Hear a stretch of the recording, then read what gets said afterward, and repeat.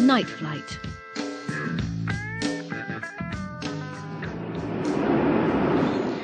This is Captain Cook speaking. Our estimated time of arrival in Brisbane will be 1 a.m, so we've got a long flight ahead of us. I hope you enjoy it. Our hostesses will be serving dinner shortly. Thank you.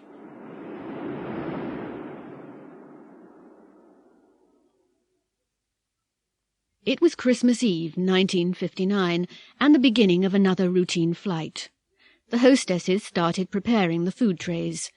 A few of the passengers were trying to get some sleep, but most of them were reading. There was nothing to see from the windows, except the vast blackness of the Australian desert below. There was nothing unusual about the flight, except perhaps that the plane was nearly full. A lot of the passengers were travelling home to spend Christmas with their families. The hostesses started serving dinner. It was a smooth and quiet flight. The hostesses had finished collecting the trays, and they were in the galley putting things away, when the first buzzers sounded. One of the hostesses went along the aisle to check. When she came back, she looked surprised. "It's amazing," she said. "Even on a smooth flight like this, 2 people have been sick." 20 minutes later, nearly half the passengers were ill, dramatically ill. Several were moaning and groaning, some were doubled up in pain, and 2 were unconscious.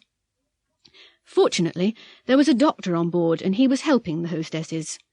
He came to the galley and said, "I'd better speak to the captain. This is a severe case of food poisoning. I think we'd better land as soon as possible." "What caused it?" asked one of the hostesses. "Well," replied the doctor, "I had the beef for dinner, and I'm fine. The passengers who chose the fish are ill." The hostess led him to the flight deck. She tried to open the door. "I think it's jammed," she said. The doctor helped her to push it open. The captain was lying behind the door. He was unconscious. The co-pilot was slumped across the controls, and the radio operator was trying to revive him. The doctor quickly examined the 2 pilots. "They just collapsed," said the radio operator. "I don't feel too good myself." "Can you land the plane?" said the doctor. "Me? No, I'm not a pilot. We've got to revive them," he replied. "The plane's on automatic pilot. We're okay for a couple of hours." "I don't know," said the doctor. "They could be out for a long time." "I'd better contact ground control," said the radio operator. The doctor turned to the hostess. "Perhaps you should make an announcement. Try to find out if there's a pilot on board." "We can't do that," she said. "It'll cause a general panic." "Well, how the hell are we going to get this thing down?" said the doctor. Suddenly, the hostess remembered something. "One of the passengers.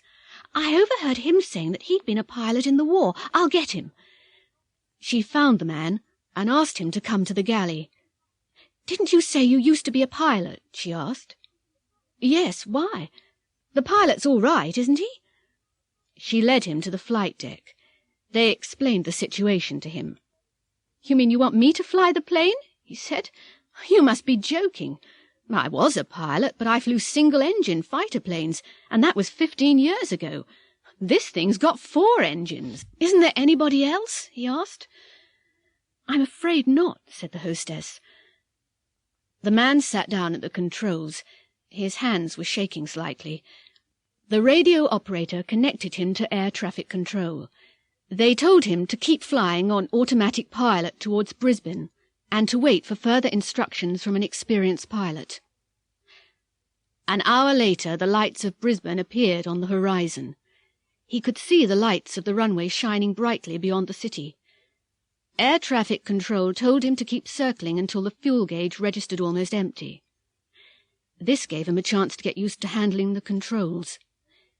In the cabin, the hostesses and the doctor were busy attending to the sick. Several people were unconscious. The plane circled for over half an hour. The passengers had begun to realize that something was wrong.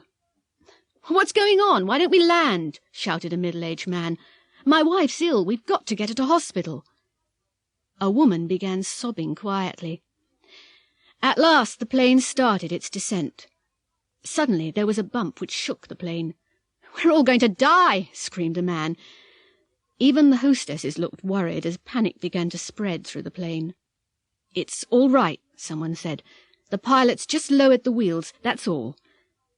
As the plane approached the runway, they could see fire trucks and ambulances speeding along beside the runway with their lights flashing. There was a tremendous thump as the wheels hit the tarmac, bounced twice, raced along the runway and screeched to a halt. The first airport truck was there in seconds. "That was nearly a perfect landing. Well done," shouted the control tower. "Thanks," said the man. "Any chance of a job?"